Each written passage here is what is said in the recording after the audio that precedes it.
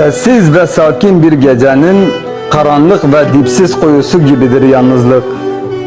Ne feryadını duyacak bir kulak, ne de imdadına yetişecek bir yürek bulursun.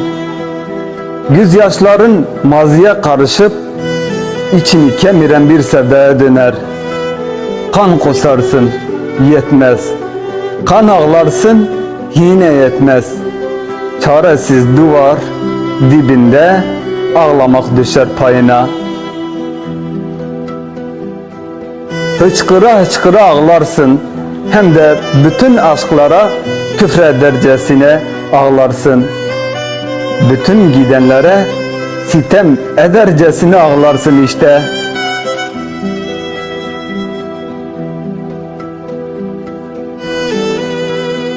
Bir yalnızlık düşün, içinde yalnızca sen olan.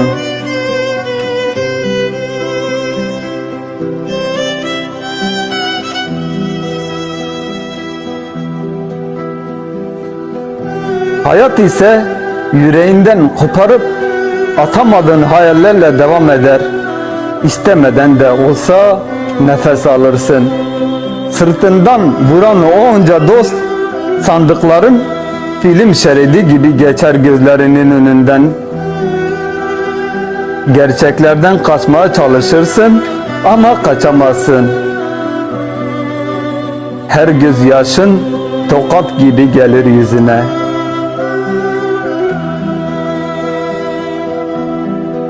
Bir de bakarsın, etrafında kimse kalmamış. Elinde bir sigara, sen ve karanlık gece.